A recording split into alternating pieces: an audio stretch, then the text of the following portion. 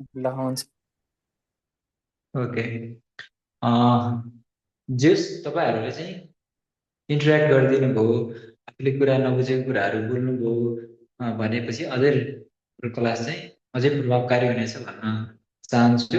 र ढिला नगरिकन हाम्रो क्लास चाहिँ सुरु गरौँ। अब इक्जामहरू पनि आउँदैछ, हाम्रो तयारी एकदमै हामीले द्रुत गतिमा अगाडि बढाउनु पर्ने हुन्छ है, बुझ्दै जानुपर्छ। र म तपाईँहरूलाई व्हाइट बोर्डमा लेखाउँछु, सँगसँगै लेख्नु होला है। क्लास क्लास सुरु गरौँ है त। ओके।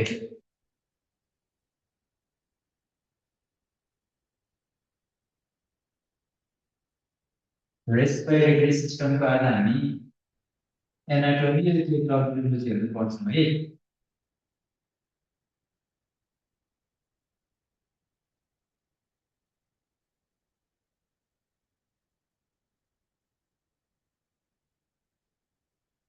रेस्पिरेटरी सिस्टमको हामी सिम्पल सिम्पलबाट चाहिँ कम्प्लेक्सतिर जान्छौँ है। सामान्यतया रेस्पिरेटरी सिस्टम भनेको श्वास प्रश्वास प्रणाली है।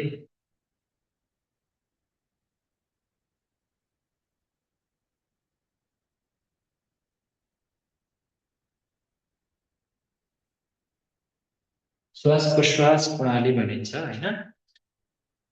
र श्वास प्रश्वास प्रणाली भनेको हाम्रो शरीरको त्यस्तो अङ्गको समूह जसले चाहिँ श्वास प्रश्वासलाई चाहिँ मद्दत गर्छ, श्वास प्रश्वास फेर्नमा सहयोग गर्छ, त्यसलाई हामीले श्वास प्रश्वास प्रणाली भन्छौँ। र त्यसमा हामी बेसिक कुराहरूबाट जाउँ है। सिम्पल सिम्पल कुराहरूबाट टर्मिनोलोजीबाट जाउँ हुन्छ। त्यसमा युज हुने टर्मिनोलोजीहरू हुन्छ।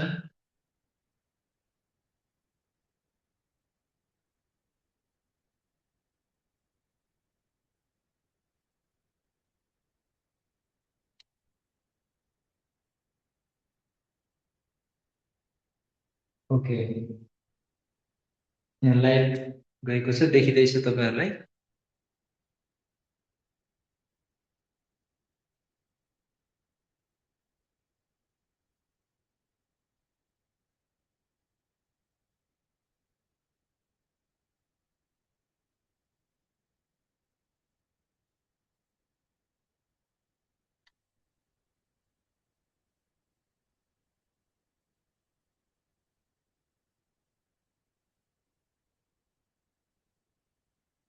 टर्मिनोलोजी है त। टर्मिनोलोजीमा हामी बेसिकबाट जान्छौँ।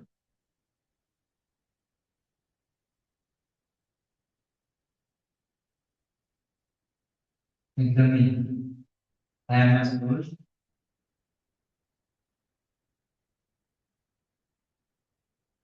ट्याकिप्निया। ट्याकिप्निया भनेको के हो त? ट्याकिप्निया भनेको रेस्पिरेटरी रेट।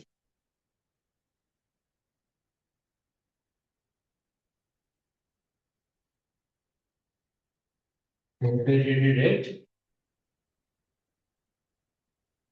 बढी हुने है त।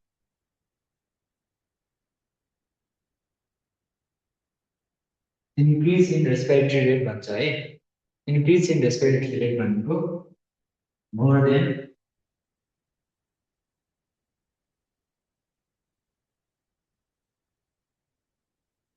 यसमा चाहिँ हामीले 20-30 भन्छौँ। रेस्पिरेसन पर मिनट भन्छ। एक मिनटमा कति हुनुपर्छ रेस्पिरेसन नर्मल चाहिँ?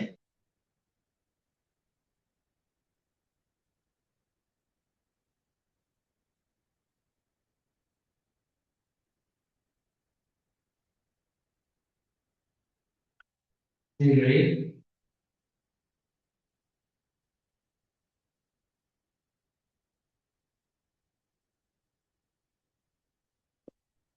ब्राइकिप्निया भनेको के हो त?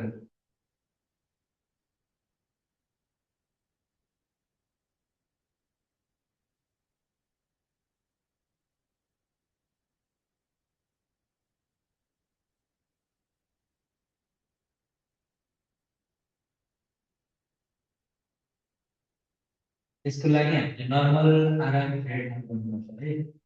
नर्मल आरआर एडल्टमा कति हुन्छ भन्दाखेरि 18 to 20 रेस्पिरेसन पर मिनट हुन्छ ट्याकिङले more than 20 respiration per minute त्यसैगरी ब्राडिमिया भनेको डिक्रिज इन यहाँ के भयो त भन्दा इन्क्रिज भयो है इन्क्रिज इन रेस्पिरेटरी रेट यसमा चाहिँ decrease decrease in RL RL मतलब रेस्पिरेटरी रेट है अब यसमा तपाईँले सामान्यतया 18 भन्दा कम छ भन्ने बुझ्नु पर्यो है ओके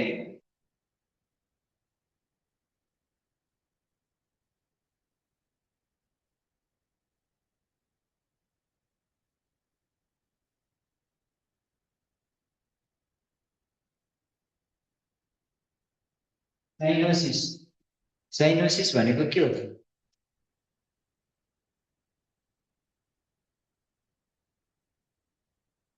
यो भनेको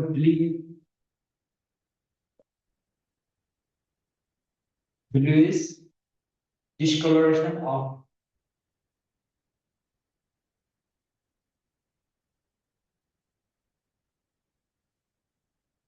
skin and mucous membrane.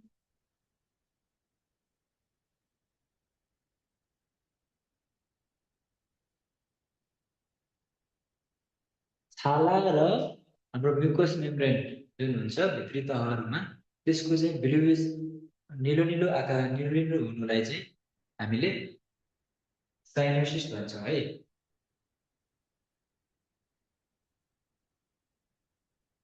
अब एकदम इम्पोर्टेन्ट कुरा है इपिट्याक्सिस इपिट्याक्सिस भनेको के हो इपिट्याक्सिस तपाईँहरूले यो आफ्नो नोटहरूमा पनि छ होला है अनि बुकहरूमा पनि छ होला हामीले सामान्य रूपमा छिटो सफल गर्न चाहन्छौँ इपिट्याक्सिस भनेको के हो त एकदम परीक्षाहरूमा निकै आउँछ है यो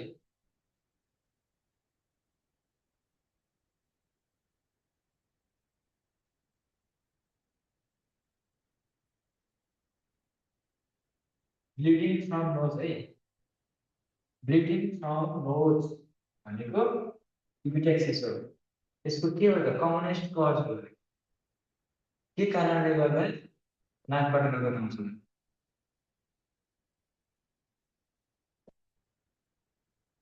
कज के हुन्छ इडियोप्याथिक है हामीलाई थाहा छ यो अननोन हुन्छ भन्ने खोजेको इडियोप्याथिक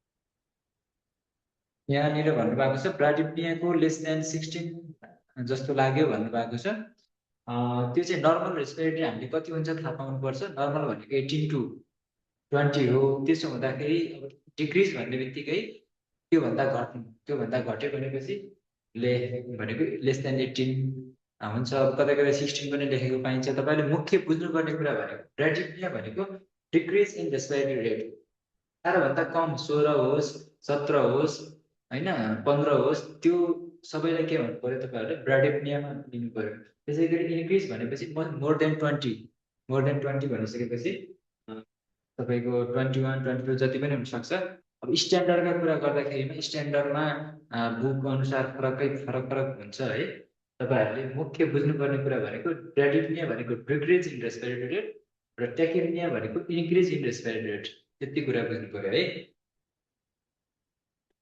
बुझ्नुभयो कम्युनिकेसन भनेको इडियोप्याथिक है त ल मैले मिलाएँ है हामी टर्मिनोलोजीहरू पढ्दैछौँ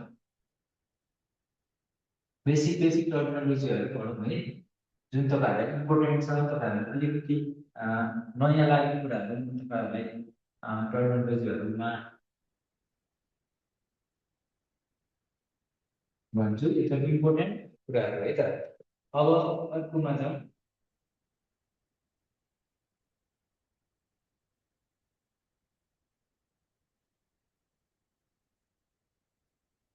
हेमोक्राइसिस भनेको के हो त भन्दा तपाईँहरूले आफ्नो दिमागमा नहेरेरै सोच्नुहोस् है त तपाईँहरूको हेमोटाइटिस भन्ने बित्तिकै तपाईँको दिमागमा चाहिँ ट्याक्क एन्सर आयो भने त्यो नै राम्रो कुरा हुन्छ एमसिक्यूहरू सल्भ गर्दाखेरि है अप्सनहरू देख्नुभयो भने तपाईँ झुक्किनुहुन्छ त्यो भएको हुनाले तपाईँले हेमोटाइटिस शब्द सुन्ने बित्तिकै यसको डेफिनेसन तपाईँको दिमागमा आउनु है।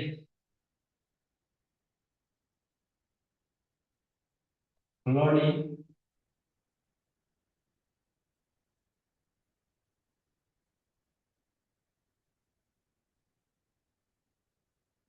क्लोडिन स्पुटम है।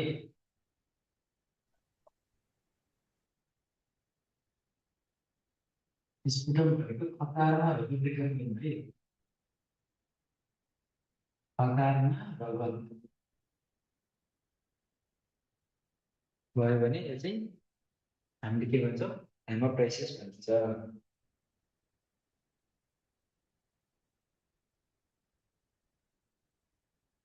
अर्को हिकअप। हिकअप भन्ने थाहा छ हजुरलाई? बाडुल्की पनि भनिन्छ नि नेपालीमा, बाडुल्की। यो के हो त, किन लाग्छ थाहा छ तपाईँहरूलाई?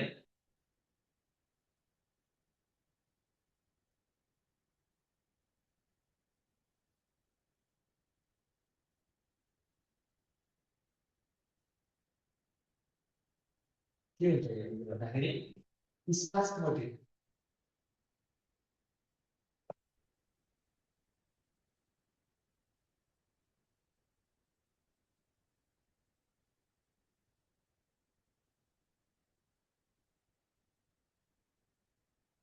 स्पास्मोडिक कन्ट्र्याक्सन है त, के को त, डायफ्रामको।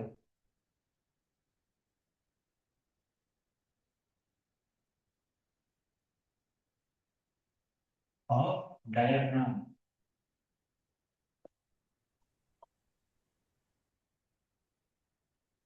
त्यो डायफ्राममा हामीले के भनेर चिन्छौँ थाहा छ तपाईँहरूलाई? Chief respiratory muscle. रेस्पिरेटरी मसलमा मुख्य मसलको रूपमा चाहिँ डायफ्रामलाई चिनिन्छ है। कहिलेकाहीँ सोधिन्छ चिफ रेस्पिरेटरी मसल भनेर केलाई भनिन्छ भन्ने कुरा आउँछ, त्यति बेला हामीले के त, डायफ्रामलाई गर्ने हुन्छ। Okay, specially contraction of diaphragm के कारणले, ड्यू टु इरिटेसन भनेर है। इरिटेसन हुन्छ अनि के हुन्छ त भन्दाखेरि सडन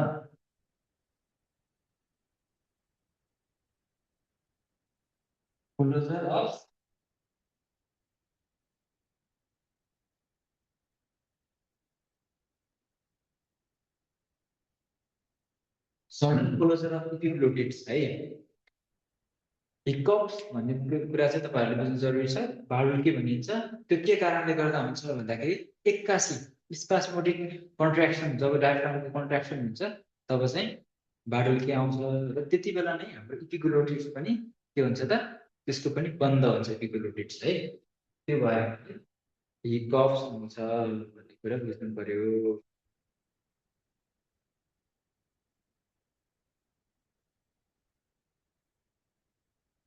ल है त, इपिडेक्स भनेको पनि बुझ्नु तपाईँहरूले। मुख्य मुख्य कुराहरू मात्रै म देखाउँछु तपाईँहरूलाई। अब हामी जाउँ एस्पाइरेसन।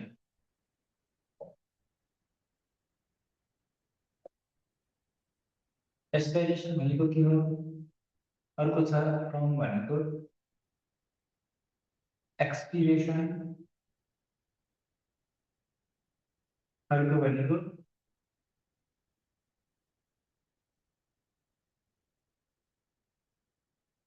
इन्सपाइरेसन है। यसमा तपाईँहरू सुन्नुहुन्छ होला।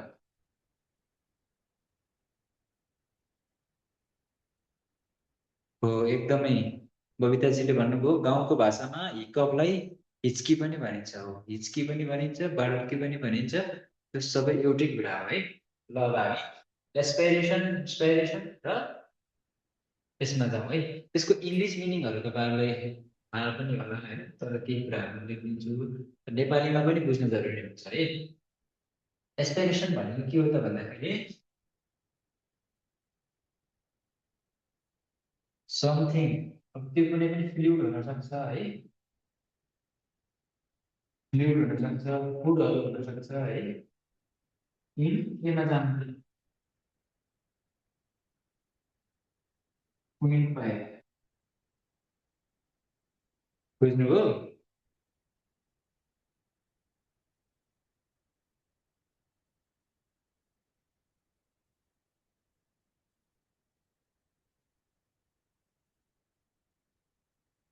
साउन्ड क्लियर छैन भन्नुभएको छ। साउन्ड अहिले क्लियर आएको छ।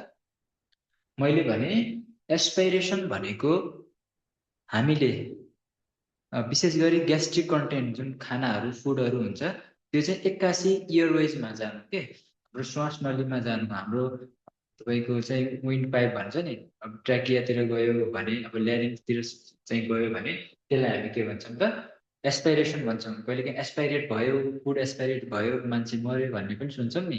त्यो चाहिँ एस्पाइरेट भएर भित्र गएर त्यही अड्कियो भने त्यसले गर्दा श्वास बन्द भयो भने मान्छेको मृत्यु हुने हुन्छ है त। एस्पाइरेसन भनेको चाहिँ त्यो हो। अब एक्सपाइरेसन भनेको तपाईँहरूले बुझ्नु भएको छ होला है। त्यो भनेको हामीले हाम्रो श्वासलाई बाहिर फ्याँक्नु क्या। एक्सपायर बाहिर फ्याँक्नु। इन्सपायर भने बित्तिकै भित्र लिनु है त। इन्सपायर भनेको भित्र एक्सपायर भनेको बाहिर। हामीले त्यो कुराहरू बुझ्नु पर्यो। लाइट अहिले गएको छ बोर्ड पनि कतिको क्लियर छ साउन्ड पनि क्लियर छैन भन्नुभएको थियो साजीले। अहिले चाहिँ भएको होला। अनि बबिताजीले क्लियर छ यता भन्नुभएको छ। ठिक छ अब कसै कसैको नेट स्लो भएर पनि त्यस्तो हुन्छ है। Okay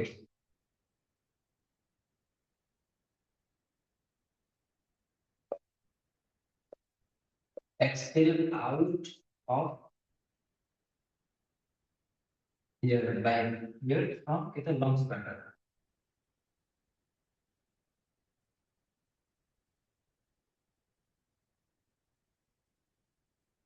taking here into lungs. हामीले श्वासभित्र लियौँ भने त्यो इन्सपायर भनिन्छ है। एकदम बेसिक कुराहरू हो। ओके ल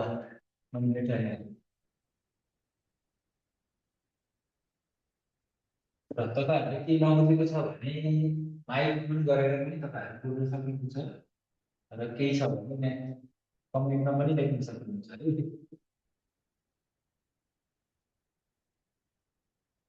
ओके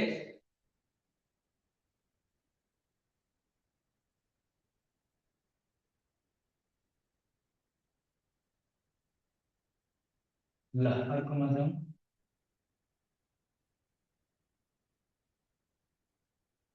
डिस्निया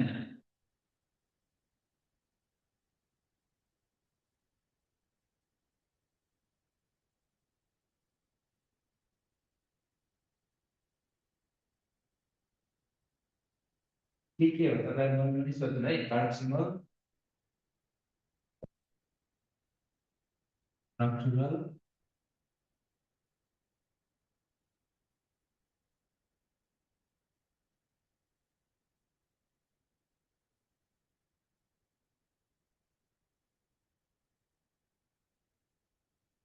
यसमा के फरक छ?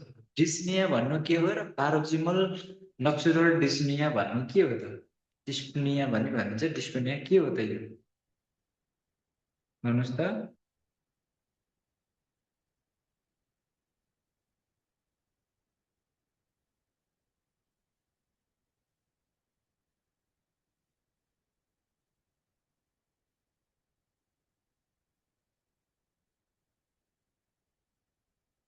अर्को छ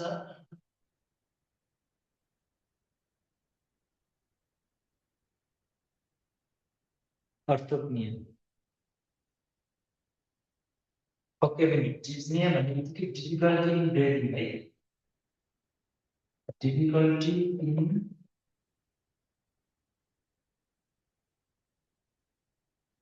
difficulty in breathing paroxysmal nocturnal breathing के अरे सरी डिस्निया भनेको के हो त भन्दाखेरि हामीले राति सुतिसकेपछि सुतेको एक दुई घन्टामा चाहिँ श्वास फेर्न गाह्रो हुनु सर्टनेस अफ ब्रिदिङ भएर चाहिँ श्वास फेर्न गाह्रो हुनु मान्छे चाहिँ उठ्नु त्यसलाई चाहिँ हामीले पारोक्सिमल नक्सुलल ब्लिडिङ भन्छौँ। त्यसरी डिस्निया भन्छौँ है। त्यो एउटा ब्लिडिङ पनि अर्को पनि कम हुन्छ त्यही भएर मैले आइरहेको छ। पारोक्सिमल नक्सुलल डिस्निया भनेको एसओबी सर्टनेस अफ ब्रेदिङ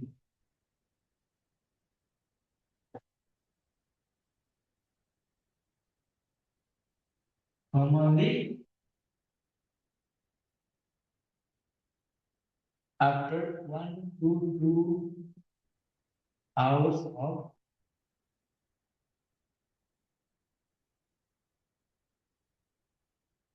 sleep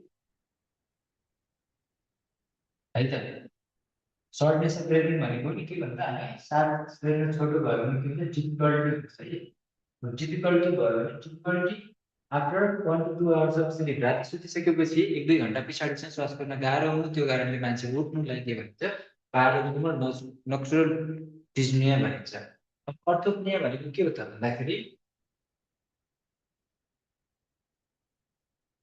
त्यो पनि डिफिकल्टी नै हुने हो इन रेस्पिरेसन कति बेला त लाइङ डाउन भएको बेला है सुतेको बेलामा लाइङ डाउन भएको बेलामा तपाईँहरूलाई श्वास फेर्न गाह्रो हुनलाई अर्थोप्निया भनिन्छ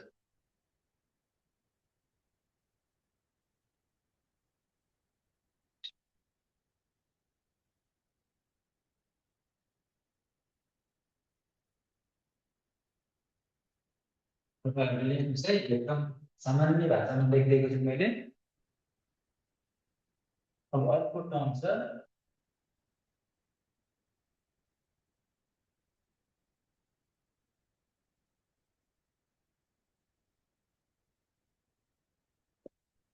एटेलेक्टासिस एटेलेक्टासिस भनेको के हो त अर्को छ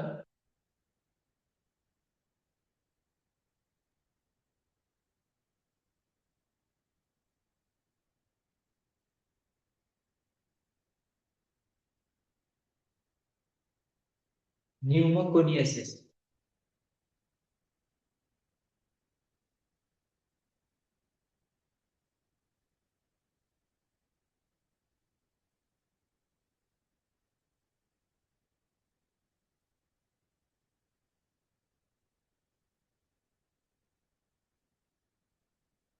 एटेलेक्टासिस भनेको के हो त collapse of lungs collapse of lungs तपाईँहरूले यो कुराहरू एकचोटि पढ्नुभयो भने अर्कोचोटि फेरि नपढ्नु पर्ने गरी एकदम कण्ठस्थ हुने गरी चाहिँ यो पढ्नु ल त्यही भएर म एकदम बिस्तारै गइरहेको छु ताकि तपाईँहरूले फेरि फेरि यो कुराहरू पढ्नु परोस् एकचोटि पढेपछि तपाईँलाई ढुक्क पछि छ है एटेलेक्टासिस एटेलेक्टासिस भन्ने बित्तिकै कोल्याप्स अफ लङ कोल्याप्स भनेको के हो त एकदम बन्द हुनु कोल्याप्स हुनु होइन त्यसले काम गर्न नसक्नु कोल्याप्स हुने भनेको भन्छ नि कहिलेकाहीँ कोल्याप्स भयो भन्छ नि होइन घर कोल्याप्स भयो त्यसको लाइफ नै कोल्याप्स भयो भनेको कामै नलाग्ने भयो एकदम खत्तम भयो बिग्रियो बर्बाद भयो भनेको कोल्याप्स हो है कोल्याप्स एटेलेक्टासिस भनेको यो दुईवटा एलएल भनेको बुझ्ने खालको छ एटेलेक्टासिस एटेलेक्टासिस एन्टिटी आइरहेछ यता एलएल आइरहेछ त्यसरी लिङ्क गरेर तपाईँहरूले पढ्नु होला र न्युमोकोनियासिस भनेको के हो त भन्दाखेरि न्युमोकोनियासिस भन्ने बित्तिकै तपाईँहरूको फोक्सोमा चाहिँ सम्पूर्ण त्यसमा लङ डिजिज के लङ डिजिजहरू पर्छन् होइन अकुपेसनल कारणले गर्दा होइन फोक्सोमा चाहिँ विभिन्न अर्ग्यानिक इनअर्ग्यानिक मेटेरियलहरू गएर त्यसलाई फोक्सोलाई असर गर्नुलाई चाहिँ हामी के न्युमोकोनियासिस भनिन्छ है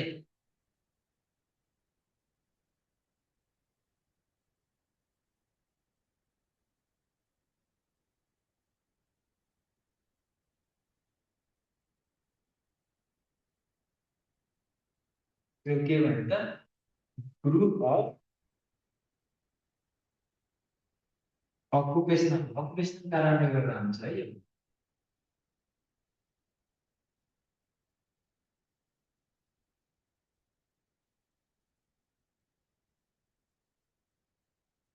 अकुपेसनल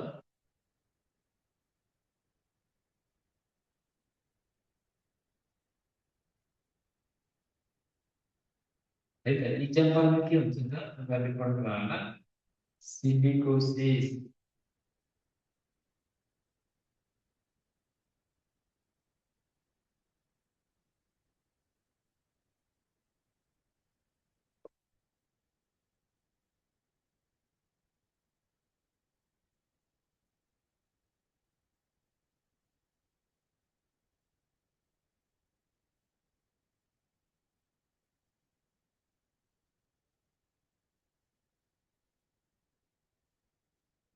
ल तपाईँहरूले यो लेख्नुभयो।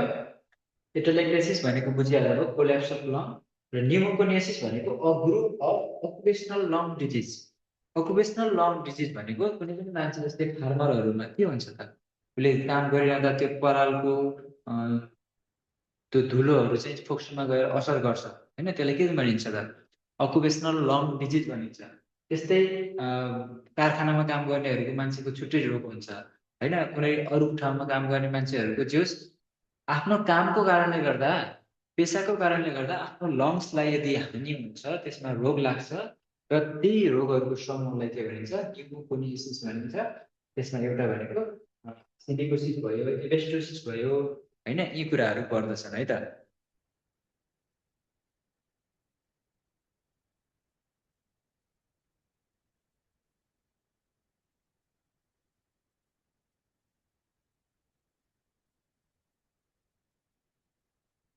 ल ल मैले मेटाएँ है।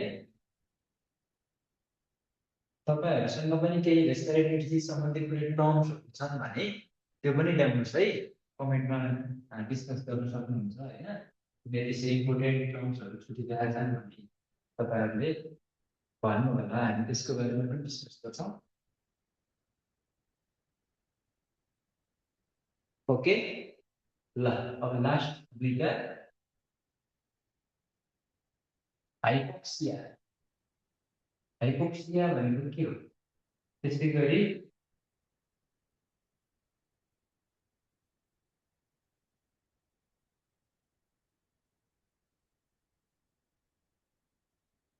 हाइपोक्सिया भनेको के हो त,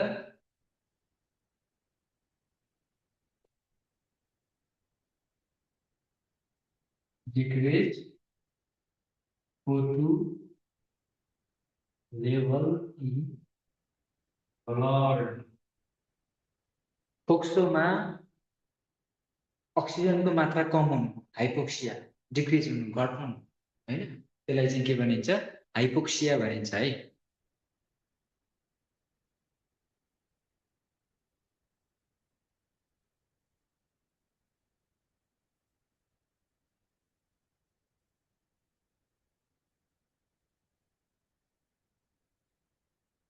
अब यस्तै एउटा अर्को टर्म छ, एनोक्सिया।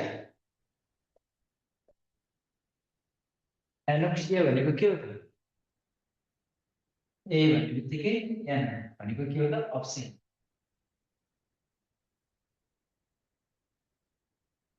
अब्सेन्स अफ अक्सिजन, त्यसलाई के भनिन्छ, एनोक्सिया भनिन्छ है।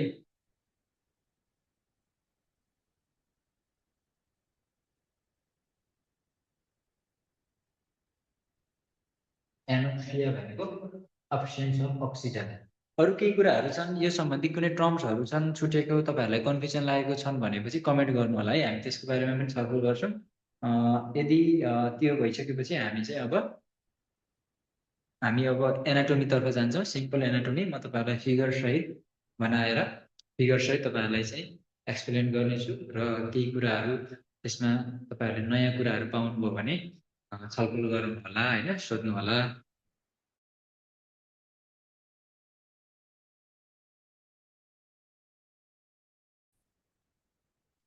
ल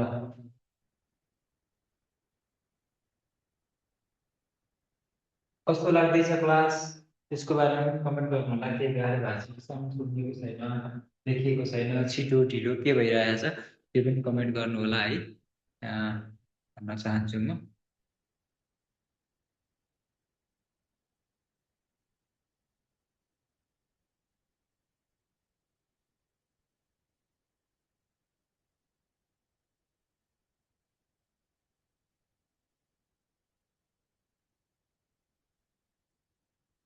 एनोक्सिया भन्ने बित्तिकै हाइपोक्सिया हाइपोक्सिया भनेपछि ब्लडमा भयो भने सबै अवस्थामा फेरि त्यो पनि ब्लडमा हेर्नु त ब्लडमा ब्लडमा अक्सिजनको अप्सन बुझ्नुभयो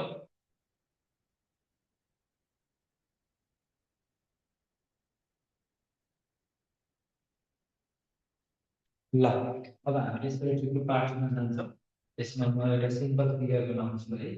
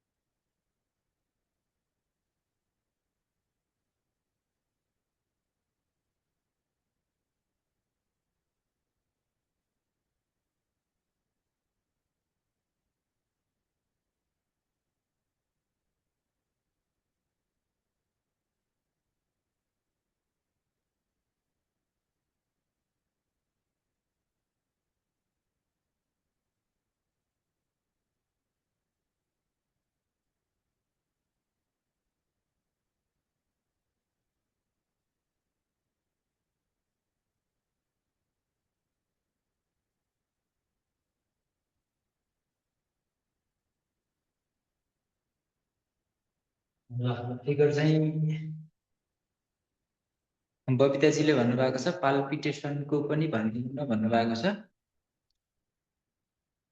पाल्पिटेसन भनेको तपाईँले सोध्नु भएको कुरा चाहिँ एक्चुअली उता कार्डियोभास्कुलरतिर पर्ने कुरा हो है पाल्पिटेसन भनेको हामीले आफ्नो हार्टबिट आफैले सुन्नु पाल्पिटेसन भनेको हामीले आफ्नो हार्टबिट चाहिँ खास त अर्काले सुन्नुहुन्छ नर्मल्ली होइन अर्काले चाहिँ स्टेटबाट सुन्न सक्छ नभए यत्तिकै पनि छातीमा चाहिँ मुटुनेर कान लिएर सुन्न सक्छ र हामीले आफ्नो त आफै सुनिँदैनौँ नि अब फिल त अलिअलि हुनसक्छ तर धेरै चाहिँ आफूलाई फिलै हुने कि बिल्कुल फटफट फटफट भइरहेछ भन्ने कुरा आफैलाई नै लाग्ने फिल हुने एकदम सुनिनेलाई नै के भन्छ हामी पाल्पिटेसन भन्छौँ यो कुराहरू हामी कार्डियोभास्कुलरमा पढ्छौँ है तपाईँले अहिले चाहिँ रेस्पिरेसनतिर चाहिँ फोकस गर्नु पर्यो है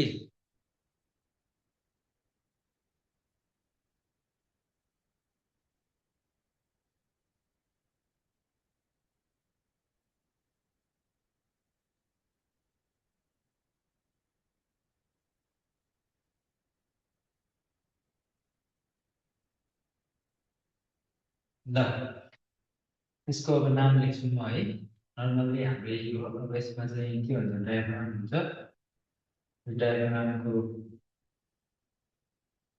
ल अब यसमा के छ त यो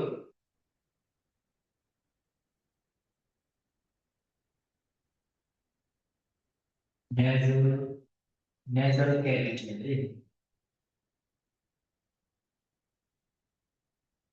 अनि यो के हुन्छ त यहाँनिर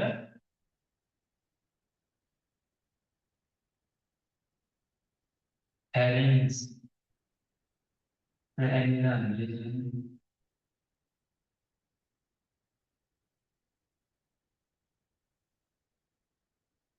यो चाहिँ ल्यारिङ्स है त्यसपछि चाहिँ के भन्छ स्किलिङहरू सुरु हुन्छन् है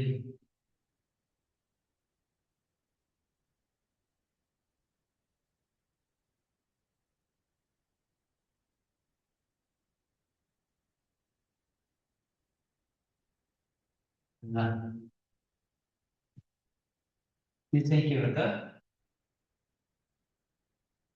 ट्र्याकिया हो अनि त्यसले गर्दाखेरि यो चाहिँ राइट लङ, यो चाहिँ लेफ्ट लङ छ है।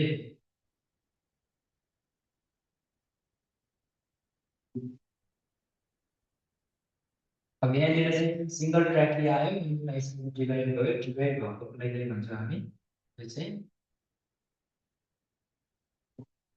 यता अलि तपाईँहरूलाई नदेखिनुहोस् है सरी, म अर्को ठाउँमा बनाइदिन्छु यसको। यो भनेको ब्रोन्कियोल्स, ब्रोन्काई पनि पहिले त ब्रोन्काई हुन्छ, त्यसपछि यो चाहिँ फेरि डिभाइड हुन्छ यहाँबाट है, यता डिभाइड हुन्छ, यता डिभाइड हुन्छ,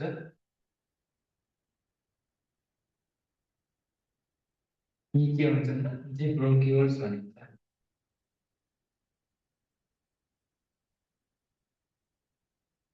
ब्रोन्कियोल्स, अब यही ब्रोन्कियोल्स अगाडि बढ्दै बढ्दै गएर के हुन्छ त सानो सानो यो गोलो भएको यो चाहिँ अल्भियोलाई, अल्भियोली है त्यो छ। र यसको चाहिँ दुईटा भाग हुन्छ, टु पार्टमा डिभाइड हुन्छ यो चाहिँ, two part, upper respiratory tract and lower, upper and लोअरमा डिभाइड हुन्छ है त। ल तपाईँहरूलाई जो अप्परमा के पर्छ त,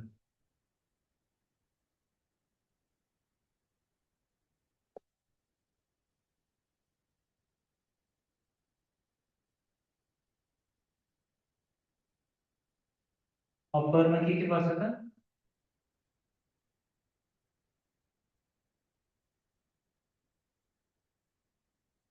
नोज,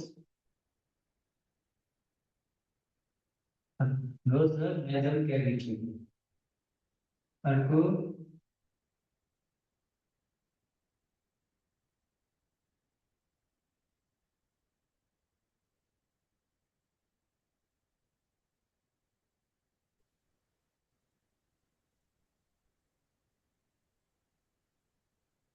pharynx,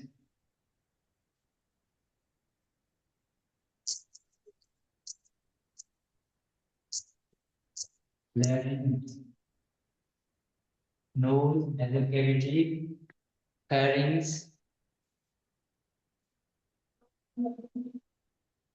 यति पर्छ है।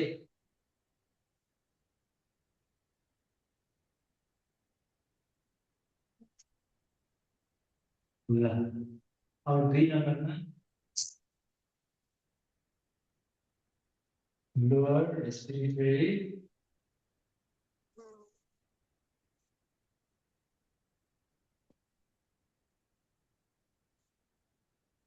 ट्र्याकमा के पर्छ त, अब यसमा आउँछ ट्र्याकिया, ट्र्याकिया आउँछ, त्यसपछि और बोर्ड छेकियो कि हजुर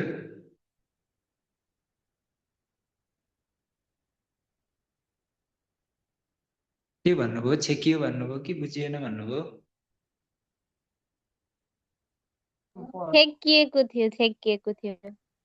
ओके ल लेख्नु होला है। लोअर रेस्पिरेटरी ट्र्याकमा ट्र्याकिया, ब्रोन्काई, ब्रोन्कियोल्स, त्यसपछि अल्भियोलाई पर्छ है त। लङ्स पनि त्यही तल्लै भाग्नुपर्छ। मेन भनेको यो ट्र्याकियाले छुट्याउँछ है, अप्पर र लोअर भनेर ट्र्याकियाले छुट्याउँछ। यो भनेको अप्पर है,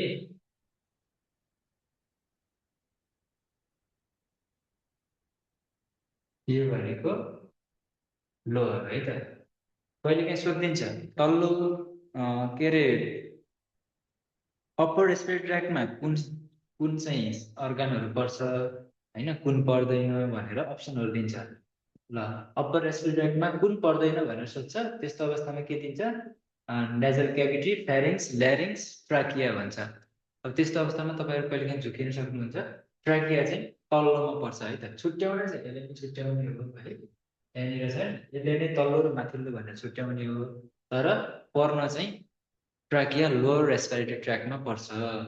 यो कुराहरू थाहा पाउनु पर्यो है। ब्रोङ्कियोल्स र अल्भियोलहरू चाहिँ लोवर रेस्पिरेटरी ट्र्याकमा पर्छ। मेरो फिगर राम्रो छैन है, तपाईँहरूले चाहिँ अलि राम्रो बनाउनु होला, बुझिने खालको ठुलो बनाउनु होला। यहाँ अलिक बोर्ड सानो भएर पनि मैले सानो बनाएको छु, तपाईँहरूले जे होस् राम्रो बनाउनु होला। र राइट लङमा 3टा क्याभिटी हुन्छ भने लेफ्ट लङमा चाहिँ 2टा मात्रै हुन्छ। यो भनेको बिचमा 3 पार्ट्समा चाहिँ डिभाइड हुन्छ है। देख्नुभयो, सकियो।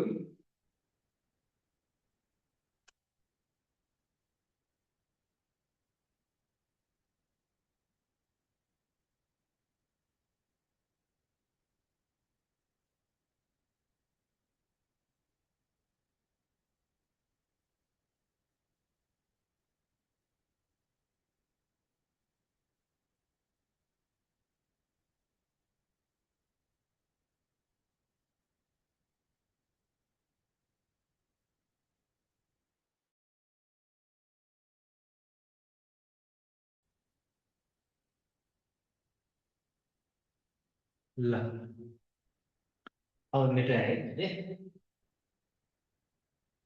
हामी डिस्क्रिप्टिभ ट्र्याक गर्दैछौँ।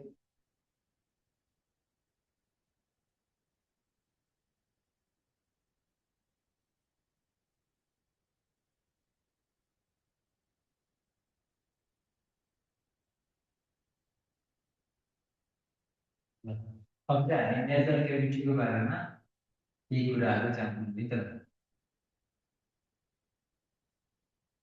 नेजल क्याभिटी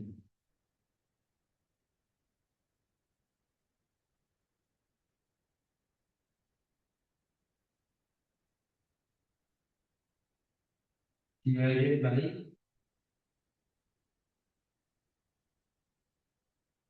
septum, नाकको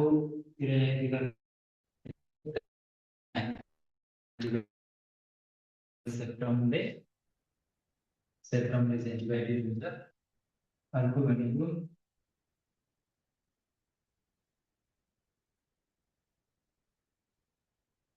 upper 1/3 is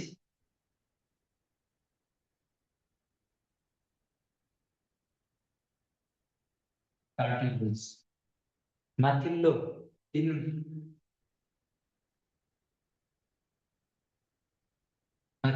भागको 1 भाग चाहिँ के हुन्छ, कार्टिलेजले बनेको हुन्छ भन्ने कुरा छ है।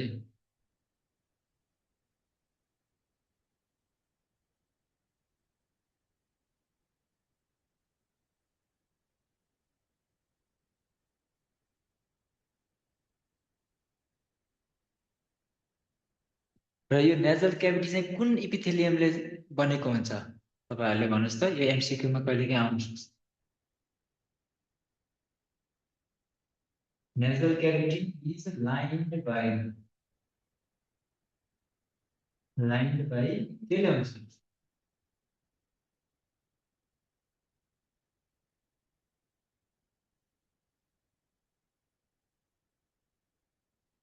pseudo stratified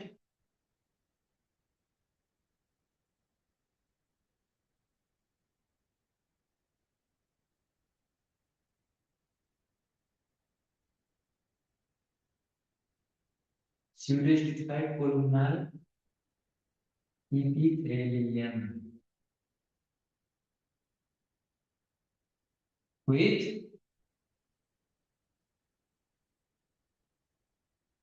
goblet cells है। यो एकदमै इम्पोर्टेन्ट क्वेसन हुन्छ है तपाईहरुको लागि। Nasal cavity is lined by which epithelium भनेर तपाईहरुलाई एमसीक्यू मा सोध्न सक्छ। एमसीक्यू मा के ल्याउँछ रहेछ त्यसमा अप्सन दिन सक्छ, अप्सन झुक्याउन सक्छ इपिथेलियमको प्रकारहरु। त्यतिखेर तपाईहरुले थाहा पाउनु पर्यो pseudo stratified epithelium pseudo stratified अझ यसमा तपाईँहरूलाई सिलिएटेड पनि भन्छ।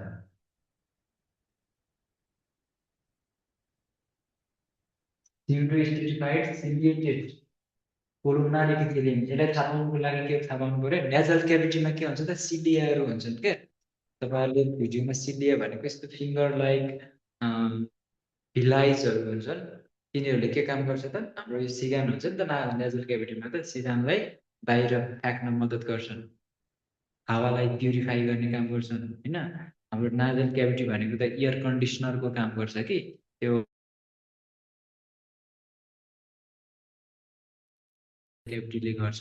र त्यहाँ सिलियाहरू हुन्छन्, तिनीहरूले हल्लिएर सिकानलाई त्यो नेजल प्रोडक्टलाई चाहिँ बाहिर फ्याँक्ने काम गर्छन्, हावालाई भित्र दिने काम गर्छन् है त। Pseudo stratified ciliated columnar epithelium भनेर थाहा पाउनु है। सिलिएटेड र कोलुमनार भने तपाईँहरूले थाहा पाउनु पऱ्यो।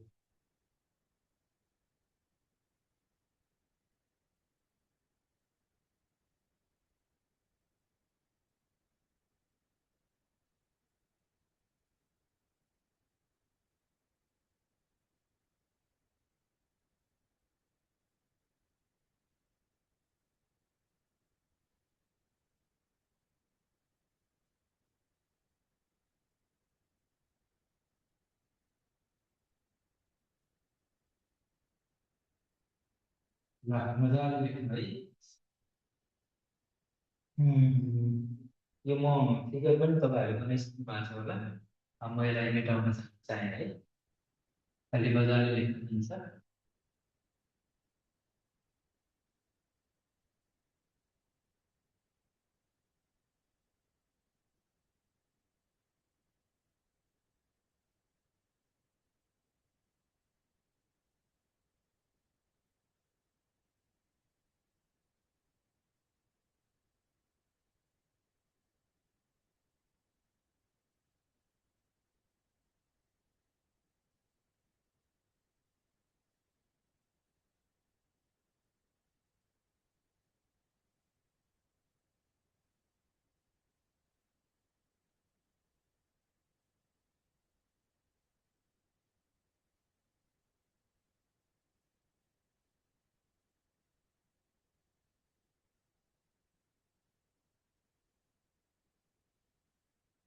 एन्टेरो इन्फेरियर पार्ट, जसलाई लिटिल्स एरिया भनिन्छ, जसलाई किसेल ब्याक्स प्लिक्सर्स पनि भनिन्छ, त्यो पनि नेजल क्याभिटीमै पर्छ। र त्यो के हो त भन्दाखेरि, त्यो के हो भन्दा मोस्ट, भोलि प्रश्न आउँछ तपाईँहरूलाई, मोस्ट कमन साइट अफ इपिट्याक्सिस भनेको के हो त भन्ने कुराहरू भोलि सोध्छ तपाईँहरूलाई, बुझ्नुभयो? मोस्ट कमन साइट अफ इपिट्याक्सिस के हो त भन्दा लिटिल्स एरिया, किसेल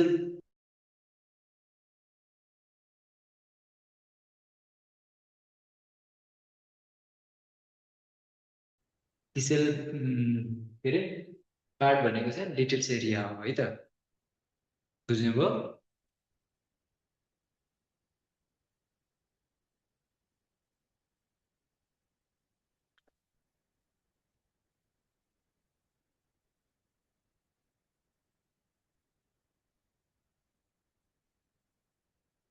नाकबाट रगत आउने मुख्य केन्द्र कहाँ हो, बिन्दु कहाँ हो भन्ने कुरामा चाहिँ एन्टेरो इन्फेरियर पार्ट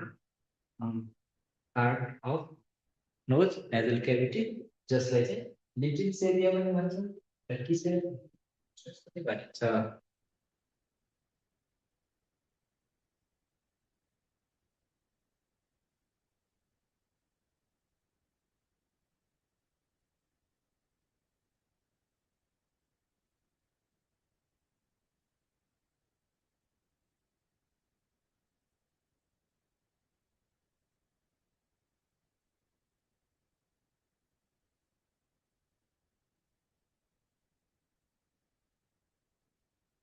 म्याक्सिलरी साइनस है, साइनसहरू पनि प्रेजेन्ट हुन्छन् नेजल क्याभिटीमा, जसमा म्याक्सिलरी साइनस भनेको के हो त भन्दाखेरि लार्जेस्ट हो, सबैभन्दा ठुलो हो, फर्स्ट टु डेभलप सबैभन्दा पहिला बनेको हो, त्यही भएर के हुन्छ ठुलो हुन्छ भनेर बुझ्नु पर्यो है। सबैभन्दा पहिला बनेको हो, फर्स्ट टु डेभलप भएको हो, अनि त्यही भएर यो सबैभन्दा ठुलो हुन्छ। र सबैभन्दा ठुलो जेठो भएपछि त्यो मान्छे के हुन्छ त, छिटै बुढो हुन्छ र त्यसलाई इन्फेक्टेड हुने चान्सेस बढी हुन्छ। मोस्ट कमन इन्फेक्टेड साइनस भनेर पनि म्याक्सिलरी साइनसमा हामी चिन्छौँ। मोस्ट कमनली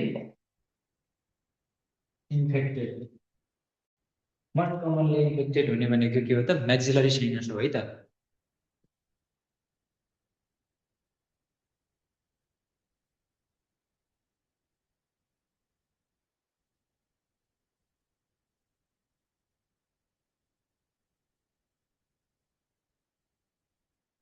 बुझ्नुभयो? म्याक्सिलरी यो म्याक्सिला है, म्याक्सिलरी यो म्याक्सिलाको नजिकै हुने, मास्तिर हुने म्याक्सिलरी साइनस भनिन्छ। त्यो के हो त, सबैभन्दा पहिला बन्छ। सबैभन्दा पहिला बनेको हुनाले सबैभन्दा ठुलो हुन्छ। सबैभन्दा ठुलो सबैभन्दा पहिला बनेको के हुन्छ त, सबैभन्दा पहिला जन्मेको भनौँ न, बुझौँ। जन्मेको मान्छे के हुन्छ, छिटै बुढो हुन्छ र त्यो के हुन्छ, छिटै इन्फेक्सन हुने, त्यसलाई रोग लाग्ने चान्सेसहरू बढी हुन्छ। है त। ल ओके,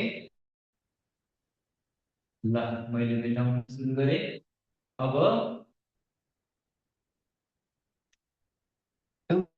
इम्पोर्टेन्ट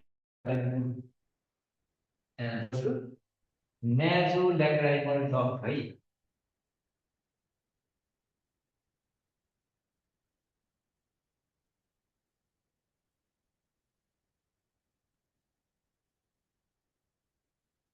नेजोल्याक्राइमल डक्ट भनेको के हो त भन्दाखेरि,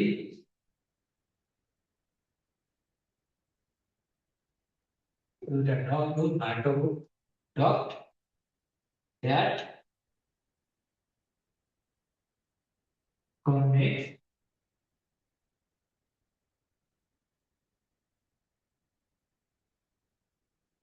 cavity to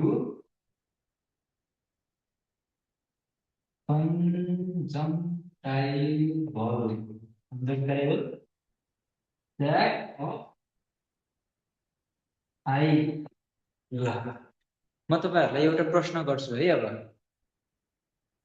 के प्रश्न गर्छु भन्दाखेरि, तपाईँले याद गर्नु भएको छ कि नै, हामी सानोमा बच्चामा अथवा अहिले पनि कुनै बच्चाहरू रोइराखेको छ होइन, रोइराखेको छ भने उसको सिगान बग्छ, अलि धेरै बग्छ।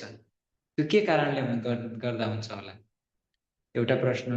र अर्को प्रश्न भनेको,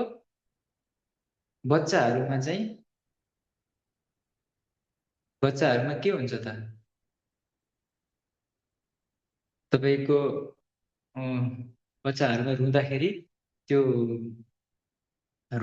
हुन्छ त, एउटा सिगान आउने त भइहाल्यो। अर्को के हुन्छ भन्दाखेरि, यदि बच्चाहरूलाई रुगाखोकी धेरै लाग्छ, रुगाखोकी लागिरहेको हुन्छ भने उनीहरूलाई कानको इन्फेक्सन हुन्छ। कानको कुनै पनि बच्चा रुगाखोकी लागेर आएको छ भने उसलाई कानको इन्फेक्सन छ कि नै भनेर हामीले सोध्नुपर्छ होइन। त्यो किन हुन्छ त भन्नुहोस् त। यहाँ बबिताजीले भन्नुभएको छ टियरले गर्दा हो भन्नुभयो। टियर कसरी त, टियर त हो त्यो कसरी चाहिँ नाकसम्म आउँछ त, आँसु नाकमा कसरी आउँछ भन्ने कुरा, एन्सर यही छ है त। एन्सर यही छ, त्यो नेजोल्याक्राइमल डक्टका कारणले गर्दा त्यो आँखामा ल्याक्राइमल यो के अरे कन्जक्टाइभल स्याकमा भएको आँसु त्यो डक्टका माध्यमबाट नाकमा आउँछ। हेर्न सक्नुहुन्छ, यहाँनिर आँखा छ नि त, यो आँखाबाट सिधै नाकको ल्याक्राइमल डक्टबाट यहाँ आउँछ र त्यो मान्छे रुँदै पनि गरेछ र सिगान छोड्दै रुन्छ नि, हो त्यो भनेको यो हो है त। तपाईँहरूले त्यो ख्याल गर्नु होला, त्यसलाई सोच्नु होला है त, त्यसरी हुन्छ।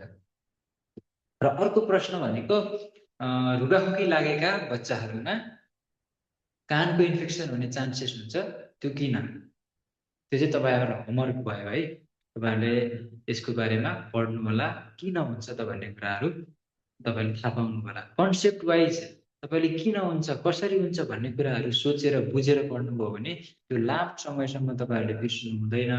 र त्यसो भएको हुनाले तपाईँलाई इक्जाममा होस्, भोलि प्र्याक्टिकल आफ्नो जीवनमा होस्, तपाईँहरूलाई काम लाग्छ। त्यो सजिलो हुन्छ है त। त्यसरी नै हामीले पढ्नुपर्छ होइन। इक्जाम छ भनेर तपाईँहरूले इक्जाम पास गर्नुलाई त हो पढ्ने नै हो, तर बुझ्न पनि त्यत्तिकै जरुरी छ है त। बुझ्नुभयो भने इक्जामको लागि पनि हुन्छ, आफ्नो यता आफ्नो व्यावहारिक जीवनमा पनि काम लाग्छ।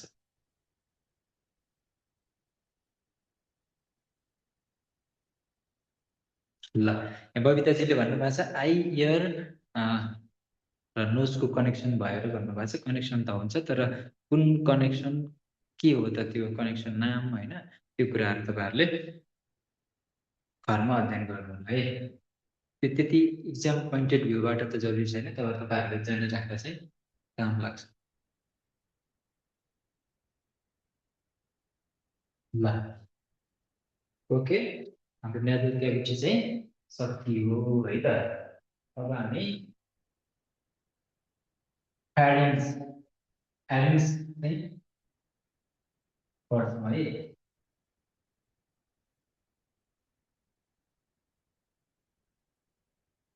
ल फ्यारिङ्स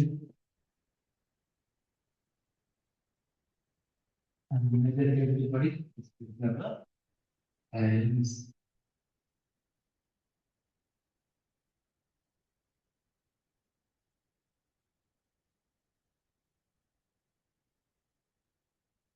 फ्यारिङ्स है त। यो के हो त भन्दाखेरि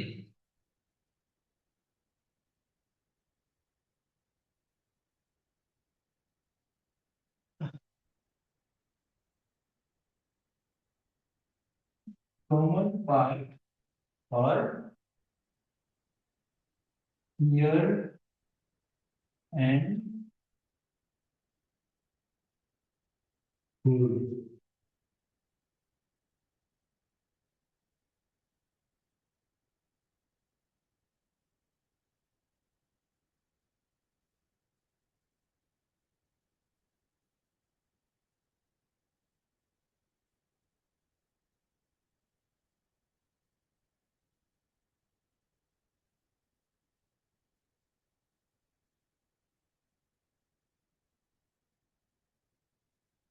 Oropharynx, nasopharynx, and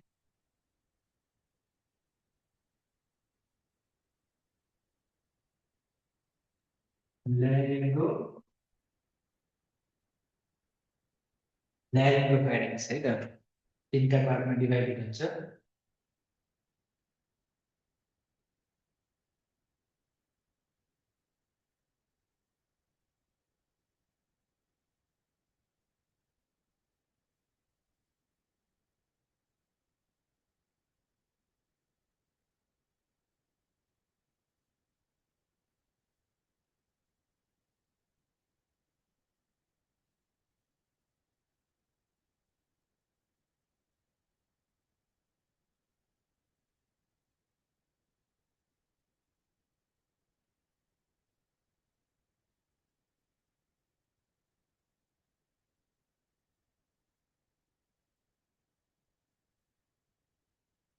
यो इम्पोर्टेन्ट छ, common part for air and food होइन भनेको दुइटैको लागि काम गर्छ है फ्यारिङ्स चाहिँ। हाम्रो फ्यारिङ्सबाट चाहिँ खाना पनि जान्छ र इयर पनि जान्छ, कमन पार्टको रूपमा काम गर्छ है त। भोलि पर्सि तपाईँहरूलाई सोधिदिन सक्छ के त भन्दाखेरि तलका मध्ये कुन अङ्ग चाहिँ दुइटैको काम गर्छ भनेर सोधिदिन सक्छ। ल्यारिङ्स, फ्यारिङ्स है, अनि ट्र्याकिया होइन, नेजल क्याभिटी, यस्तो अप्सन दिन सक्छ। त्यस्तो अवस्थामा दुइटैको काम गर्ने यो फ्यारिङ्स हो। त्यसै गरी डिभाइडेड इन्टु थ्री पार्ट्स, ओरोफ्यारिङ्स, न्याजोफ्यारिङ्स र ल्यारिङ्गोफ्यारिङ्स। ओरोफ्यारिङ्स, न्याजोफ्यारिङ्स र ल्यारिङ्गोफ्यारिङ्स तिनवटा चाहिँ पार्टमा डिभाइडेड हुन्छ।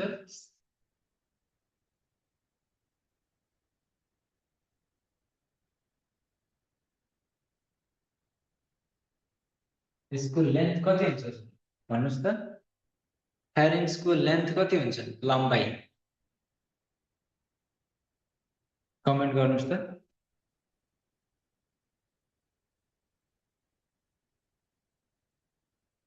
बबिताजीले भन्नुभयो साउन्ड अलि मधुरो भयो भनेर। ठिक छ, अहिले सुनिराखेको छ। फ्यारिङ्सको लम्बाइ कति हुन्छ कमेन्ट गर्नुहोस्। इन्टरेक्टिभ क्लास गरौँ है।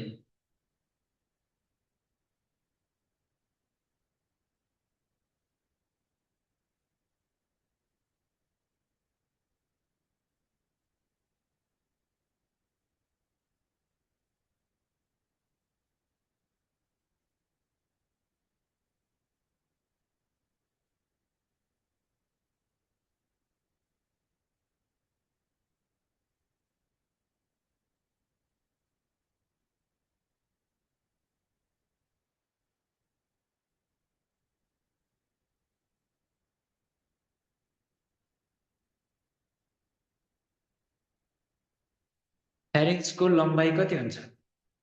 तपाईँहरूले कमेन्ट गर्नुहोस् त।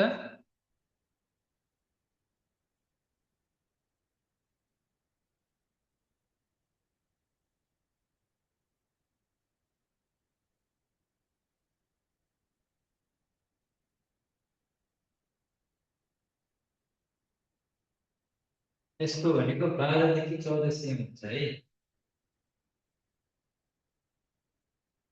बुझ्नुभयो? 12 देखि 14 सेमी हुन्छ यसको लम्बाइ।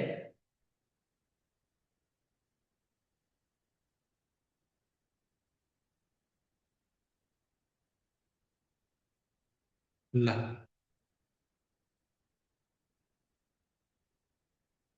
ओके, लेखिसक्नुभयो? लेख्नुभयो भने म अगाडि बढेँ। ल्यारिङ्सको बारेमा पढौँ हामी।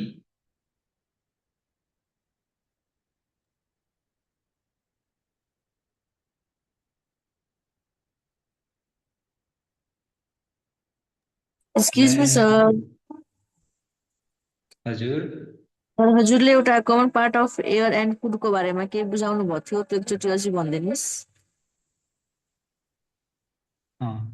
फ्यारिङ्स भनेको चाहिँ के हो त भन्दाखेरि, तपाईँहरूले अघि मैले फिगर बनाएको थिएँ नि, कस्तो हुन्छ भन्दाखेरि यो चाहिँ नेजल क्याभिटी हुन्छ है।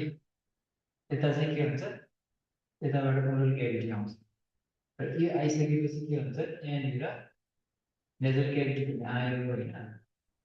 अब अगाडि हाम्रो विन्ड पाइप हुन्छ नि त, यहाँनिरबाट विन्ड पाइप जान्छ। अनि पछाडिबाट के हुन्छ त, हाम्रो इसोफेगस त्यताबाट सुरु आउँछ र यसो हुँदाखेरि जुन छ नि यो यहाँनिर Sound familiar, sir.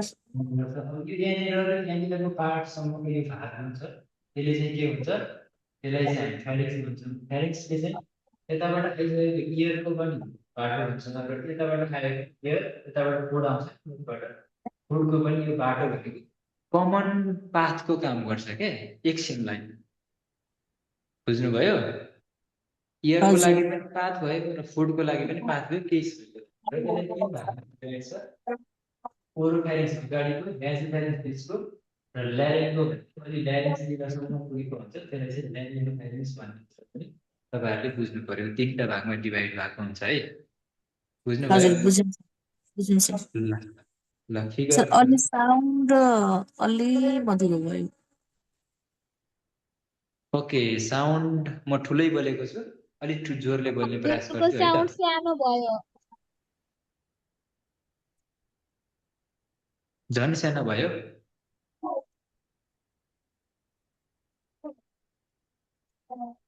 कस्तो छ? अब हामी ल्यारिङ्स पढ्छौँ है, ल्यारिङ्स।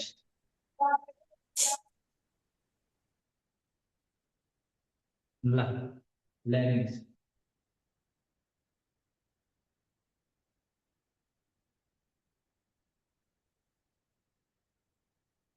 तपाईँहरूले रिटर्नको लागि जस्तो पनि it is also known as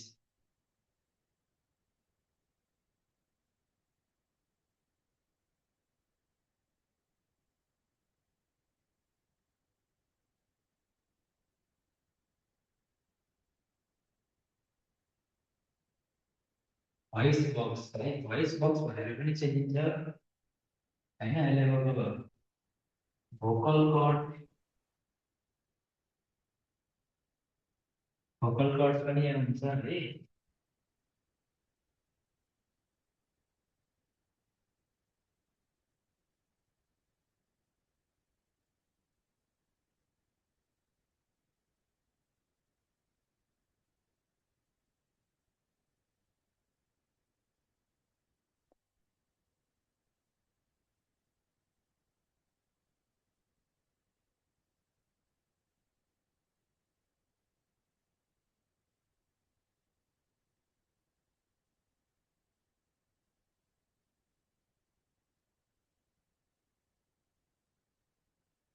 it is also known as voice box होइन हाम्रो स्वर यन्त्र भनेर पनि यो ल्यारिङ्सलाई चिनिन्छ के जुन यो उठेको हुन्छ नि यो उठेको भागलाई अडाइम स्यापल होइन यहाँदेखि नै सुरु हुन्छ त्यसो हुँदाखेरि यो भोइस बक्स भनेर पनि चिनिन्छ भोकल कर्ड्स भनेर पनि चिनिन्छ र अडाम स्यापल भनेर पनि यो ल्यारिङ्सलाई हामीले चाहिँ बुझ्ने गर्छौँ है त र तपाईँहरूले अब कमेन्ट गर्नुहोस् त्यो ल्यारिङ्सको लेन्थ कति हुन्छ लम्बाइ यो लेख्नु होला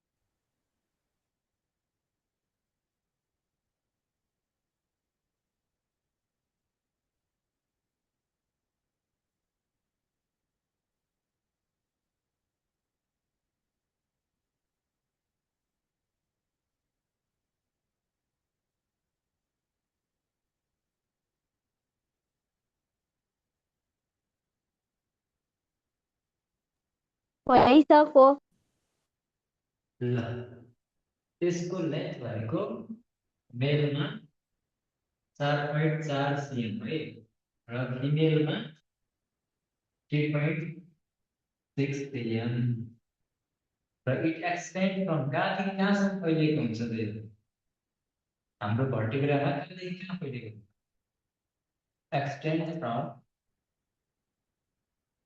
C3 to C6 है सर्भाइकल भर्टिब्रा जुन हुन्छ नि हाम्रो एमपिसी भन्छ त्यसको सर्भाइकल भर्टिब्रा 3 देखि 6 सम्म हुन्छ है त अब it consists of 3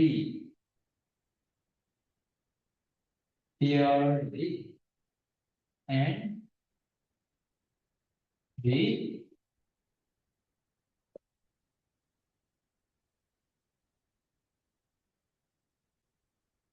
impure cartilages ल लेख्नुस् अनि एक्सप्लेन गर्छु है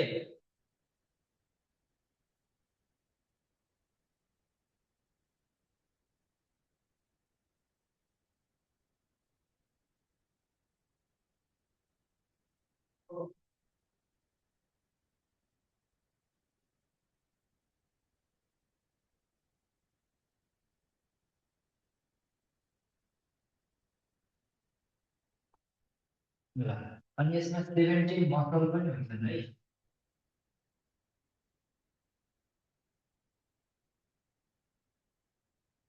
मसल्स र विभिन्न किसिमका मेम्ब्रेन्सहरू पनि हुन्छन् ल ल थ्री पेयरमा के पर्छ त भन्दाखेरि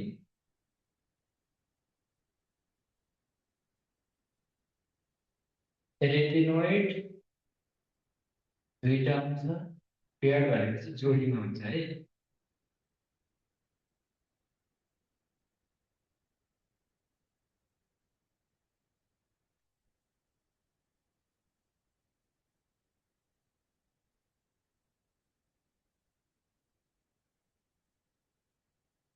It doesn't pair, it doesn't unpair, right?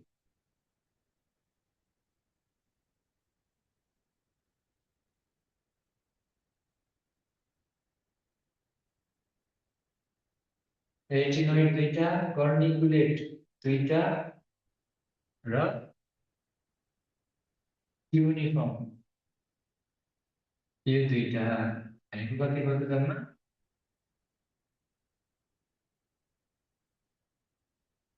एन्सरमा 6 है अनपेयरमा चाहिँ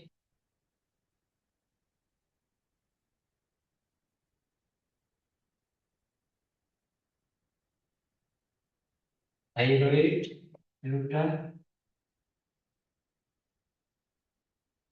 थिरिकोइड एउटा र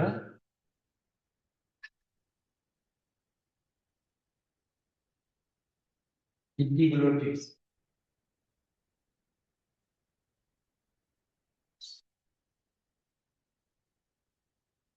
एउटा गरेर यहाँ जम्मा कतिवटा कार्टिलेज हुने रहेछ त जम्मा पेयर्ड 3 पेयर्ड हैन 6 वटा र अनपेयर्ड भनेको तीनटा। तपाईहरुलाई पछिको प्रश्न आइदिन्छ, तलका मध्ये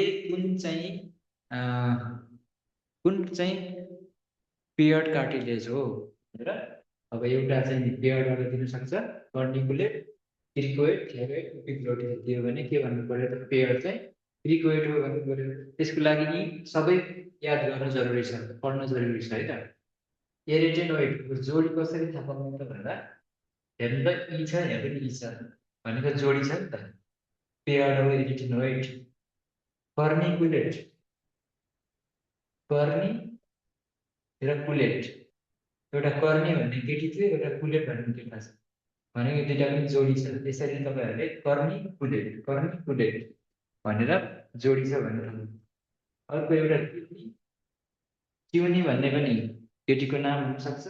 फर्म भनेको केटाको नाम जस्तो सुनिन्छ, क्युनिफर्म भन्ने बित्तिकै यो पनि के हो त, यसरी लिंक गरेर पढ्नुभयो भने तपाईहरु झुकिनु हुन्न। एरिटेनोइडमा ई छ पेयर्ड, कर्निकुलेटमा कर्नी प्लस कुलेट, यो पेयर्ड हो। क्युनी प्लस फर्म, क्युनिफर्म, यो पनि पेयर्ड हो। अब थाइरोइड, अब यो हेर्दै सिंगल जस्तो लागेको छ है, थाइरोइड गरे। थाइरोइड अब यसै थाहा पाउनु पर्यो, थाइरोइड लागेको मान्छे सिंगल हुन्छ। थाइरोइड लागेको, रोग लागेको मान्छे के हुन सक्छ, सिंगल हुन सक्छ हैन। उसलाई कसैलाई मन नपर्न सक्छ, रोगी मान्छे कसैलाई मन पर्छ त, पर्दैन नि त हैन। त्यही भएर थाइरोइड त्यसरी चाहिँ याद गर्ने है। क्रिकोइड, इपिग्लोटिस,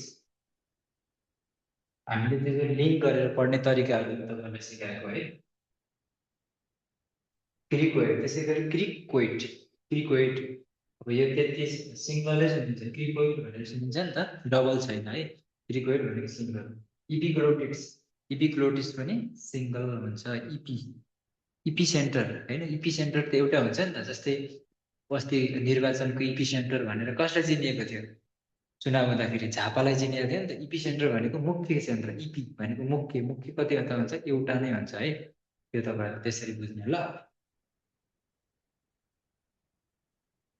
बुझ्नुभयो?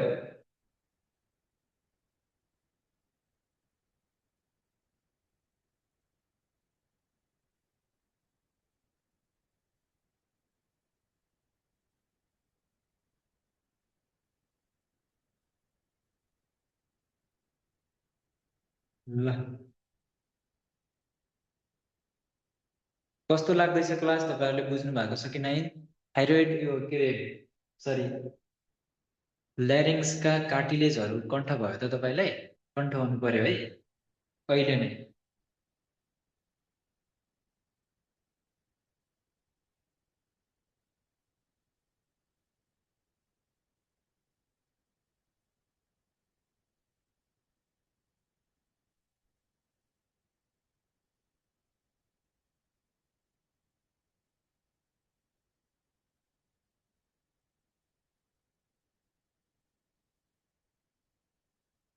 ल, आज हामीले ल्यारिङ्ससम्म पढ्यौं है। तपाईहरुको अरु क्लास छ कि नै, के छ हैन? मैले आज यो एनाटोमी चाहिँ लङ्स अल्भिलाइसम्म भ्याइदिने विचार, तर अलि समय सकिएको छ। तपाईहरुको अरु क्लास छ कि नै? हामी भोलि कन्टिन्यू गर्नेछौँ है यो कुरा। आजको क्लासमा केही तपाईहरुलाई सोध्नु पर्ने छ, केही कुराहरु छुटेको छ भनेपछि कमेन्ट गर्नुहोस्, अथवा तपाईहरु भोइस अन गरेर, माइक अन गरेर पनि बोल्न सक्नुहुन्छ है त। तपाईहरुलाई म आफूले जानेको कुरा, आफूले बुझेको तत्त्व, ओके?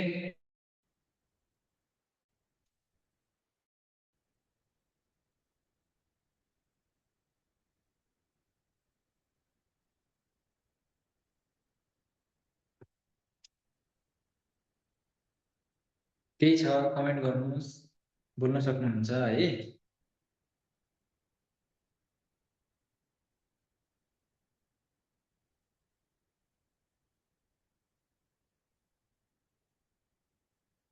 केही छ भने कमेन्ट गर्नु होला। आजको हामीले फेरि म ल्यारिङ्सलाई चाहिँ आजको क्लासलाई नै रिभिजन गरिदिन्छु है। म तपाईहरुले एकचोटि सुन्नु होला, किन भन्दा हामीले पढेको कुरा अघिसम्म के कुराहरु पढ्यौं त्यो एकैछिन आजै रिभिजन गर्यौं, अहिले नै पढ्यौं भने तपाईहरुले पनि सँगसँगै मैले के नोटहरु बनाएँ भन्ने कुराहरु हेर्नुभयो भने तपाईहरुलाई अहिले पढेको कुरा अहिले याद हुन्छ।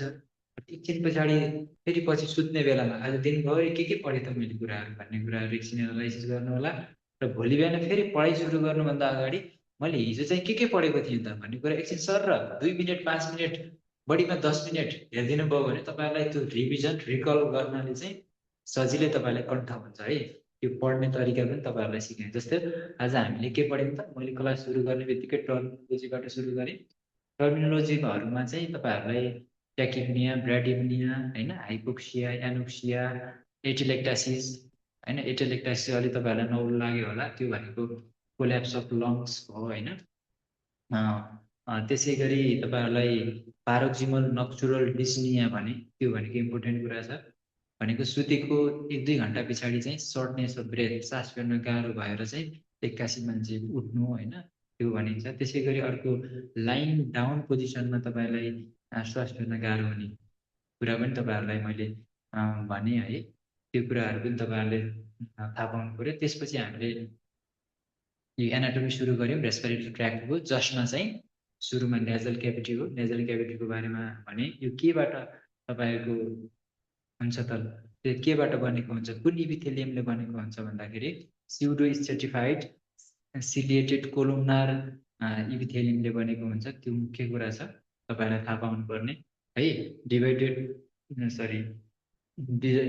बाई नेजल सेप्टमले चाहिँ त्यसको डिभाइड भएको हुन्छ होइन, त्यो कुराहरू भयो। त्यसपछि नेजो ल्याक्राइमल डक्टका बारेमा कुरा गरेँ र त्यसपछि हामी फेरिङ्सतिर गयौँ। फेरिङ्सतिर कुरा गर्दा दुईवटा, इयरको लागि पनि फुडको लागि पनि कमन पाइप हो होइन। यसको लेन्थ भनेको 12 देखि 14 cm हुन्छ र यो 3 भागमा डिभाइड हुन्छ, ओरोफेरिङ्स, नेजोफेरिङ्स र ल्यारिङ्गोफेरिङ्स। र त्यसपछि हामी ल्यारिङ्सतिर आयौँ।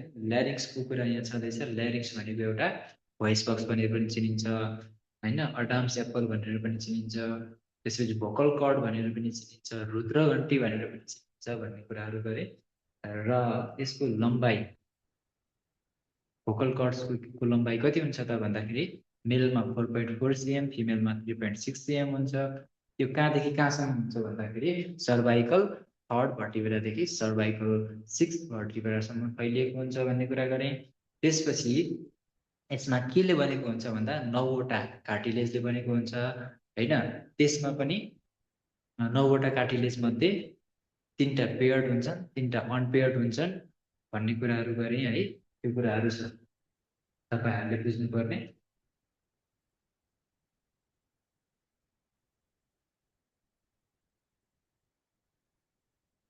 र बबिताजीले भन्नुभएको छ क्लास एकदमै राम्रो लाग्यो भन्नुभएको छ, त्यसको लागि थ्याङ्क यू सो मच, तपाईँहरूलाई धेरै धेरै धन्यवाद होइन।